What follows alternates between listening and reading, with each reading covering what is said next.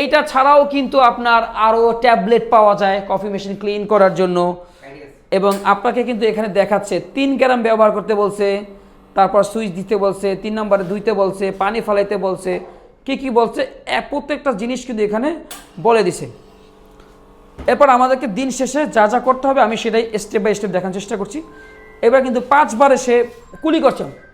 আমরা কিন্তু প্রতিদিন যেভাবে ব্রাশ করি মেশিনকেও ব্রাশ করাতে হয়। আচ্ছা বলো যে বস ভিডিও করতেছে। এই দেখেন এখন পানিটা দেখেন। এবার কী করবো দেখেন, এটাকে ব্রাশে লাগালাম, লাগে এটা পাশে একটু এইভাবে ব্রাশ করলাম।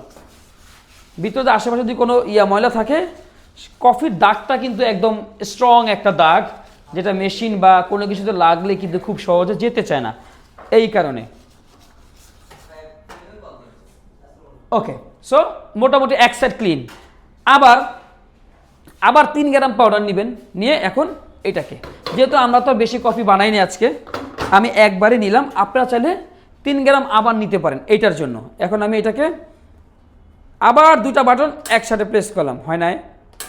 এবার হয়েছে। 10 সেকেন্ড করে 5 বার মেশিন নিজে থেকে ক্লিন করবে। এটা করতে থাকুক, এই ফাঁকে আমি একটু ব্রাশ করতে থাকি। এইভাবে পানি ফেলে আমরা ব্রাশ করছি। আপনারা কে কিভাবে কফি মেশিন ক্লিন করেন এটা আমাকে জানান। ও ভিতরটা দেখাও একটু ইব্রাহিম, কত সুন্দর হয়েছে, সুন্দর না? সো এটাকে বলে শাওয়ার স্ক্রিন। এই শাওয়ার স্ক্রিনটা অলওয়েজ ক্লিন থাকতে হবে, যেন কফি কিন্তু যেন খুব ভালোভাবে এক্সট্রাকশন হতে পারে। এবং কালকে যখন আমরা কফি মেশিন ওপেন করব তখন কিন্তু প্রথম, দ্বিতীয়, তৃতীয় শট আমরা খাবো না। কি করবো? ওটা ফেলে দিব। কেন ফেলে দিব বলতে পারেন? কারণ এই যে একটা কেমিক্যাল এইটার সাথে লেগেছে, এটা 2-একটা শট ফলাইলে তারপর পরিপূর্ণ টেস্ট আসা শুরু করবে। সো ঠিক সেমভাবে আমরা এটাকে ব্যাক ফ্লাশ করা হয়ে গেল। হ্যাঁ, বমি ও নিচ দিয়ে এখান দিয়ে বের হয় না, বের হয়েছে কোন দিক দিয়ে? এই যে এইটার ভিতর দিয়ে, এইটার ভিতর দিয়ে মূলত পানিটা, এই যে পাইপটা আছে না ভাই, এই পাইপ দিয়ে পানিটা কুলি করছে, মানে বমি করছে। বমি বললে আবার কেমন শোনা যায়।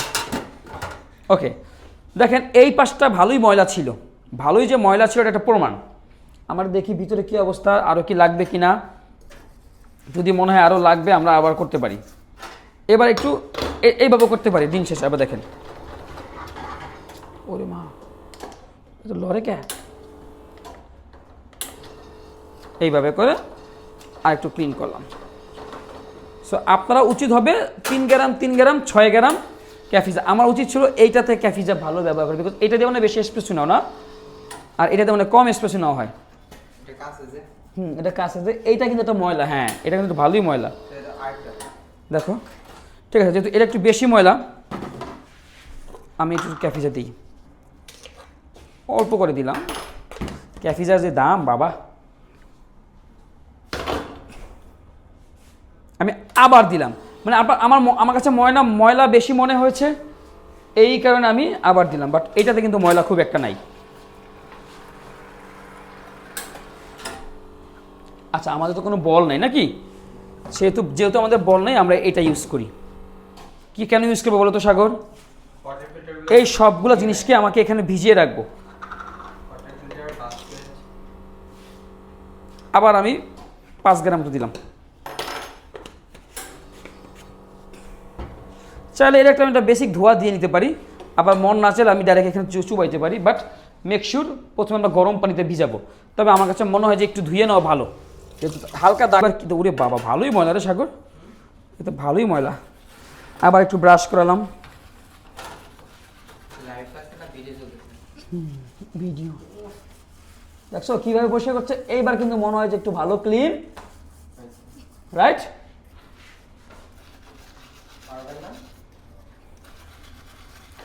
এইভাবে কিন্তু প্রতিদিন যখন আপনি বারিস্তা হিসেবে একটা কফি শপে কাজ করবেন, যদি আপনার ক্লোজিং শিফট হয়, অফকোর্স আপনাকে এটাকে ক্লিন করতে হবে। আমি আর ক্লিন এখন করব না, ভিডিও তাহলে অনেক বড় হয়ে যাবে।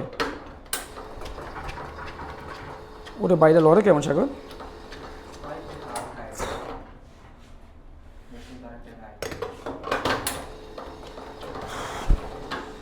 যেহেতু এটার মধ্যে বেশি ময়লা মনে হচ্ছে, এটাকে আমি জাস্ট এমনি নর্মালি আরেকবার ফ্লাশ করলাম।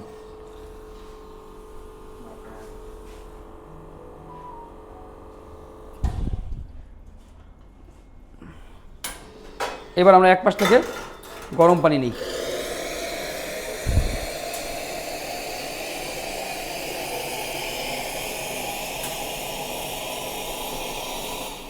এটা কি ফাইটে যাব?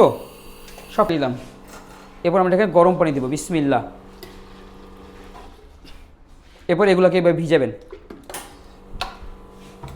একটা রিং আছে, এই রিংটাও খুলবেন। ভিজালাম, এইটাও ভিজালাম। হ্যাঁ,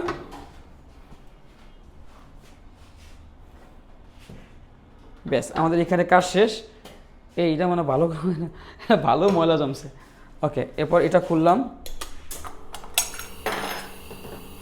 এটাও ভিজাবেন, এটাও ভিজাবেন, এটাও ভিজাবেন। আরও পানি, গরম পানি লাগবে আরও।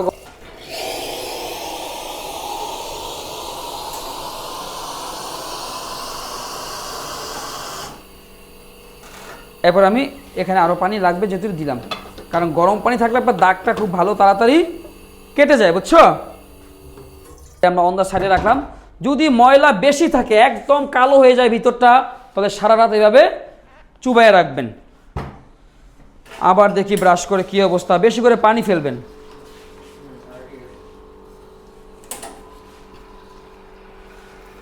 ব্যাস, চেক করলাম, মোটামুটি মাশাআল্লাহ ভালোই দেখাচ্ছে, ভালোই মোটামুটি ক্লিন হয়েছে। এবার পানি বের করলাম। এরপর হচ্ছে আমাদের সুইচ অফ করার সময়। এখন আমরা প্রথমত এই মেইন সুইচটা অফ করব। তারপর চাইলে আমি মেইন সুইচ এইটাকে অফ করতে পারি। এটা আমরা গ্রাইন্ডারের সুইচ, এইটাকেও বন্ধ করে দিলাম, গ্রাইন্ডার বন্ধ হয়ে গেল। এরপর হচ্ছে আমাদের প্রথম কাজ হচ্ছে এই যে বাতাসটা, এই বাতাসটা ছেড়ে দিবেন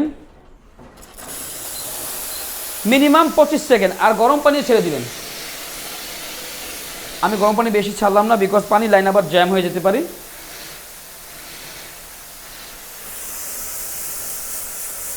ও সেরা রে, মিনিমাম কত সেকেন্ড? 25 সেকেন্ড ধরে নেন যে হয়ে গেছে। একদম লাস্ট পর্যন্ত আমরা কি সব ছেড়ে দিতে পারি না? হ্যাঁ, চাইলে পারি, তবে 25 সেকেন্ড এনাফ। দেখো যে পাওয়ার কিন্তু অলরেডি জিরোর দিকে চলে আসছে। সো এরপর আমাদের কাজ হচ্ছে এটাকে বের করা। ভালো তাওয়াল বা আমি একটু ওয়াশ করে নিলাম ভালো করানোর জন্য। প্রতিটা পার্ট যেন খুব নিখুঁতভাবে পরিষ্কার হয়, এটা আপনারা মেক শিওর করবেন। আমি এখানে সব কিছু ভিডিওতে দেখাচ্ছি না, তার মানে আমি করছি না এরকমটা না। আমাদের যে আরও যে লোকজন আছে তারাও করবে আমার সাথে সাথে।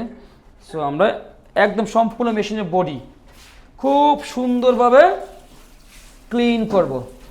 যেখানে ময়লা আছে, যেখানে আমাদের কোনো দাগ আছে, আমাদের কফি এরিয়ার আশেপাশে যত ময়লা আছে, সেটা আমরা নিখুঁতভাবে পরিষ্কার করব, যত ভালো পরিষ্কার করা যায়, ভিতরে বাইরে ইনসাইডে। এইভাবে করে যত যেভাবে আপনার হাত যতটুকু যায় পরিষ্কার করবেন। এই যে আশেপাশে যত পরিষ্কার করা যায়, যেভাবে ভালোভাবে পরিষ্কার করা যায় এইভাবে পরিষ্কার করবেন। এই যে দেখান যে আমরা ক্লিন করছি, এখানে পটাফিল্টার ভিজিয়ে রাখছি, এইভাবে করে মেশিন ক্লিন করবেন। ক্লিনিং পার্টটা মানুষকে শেখানোর ওরকম কিছু নাই, তবে একটু বেসিক ধারণা থাকলে, অথবা আপনি ইউটিউব দেখলে আমার থেকে অনেক বড় বড় মানুষ আছে যারা মেশিন ক্লিনিংয়ের ভিডিও অগণিত বার দিয়ে রেখেছে। বিস্তারিত আরও জানতে যোগাযোগ করুন জিহাদি কফিওয়ালার সাথে।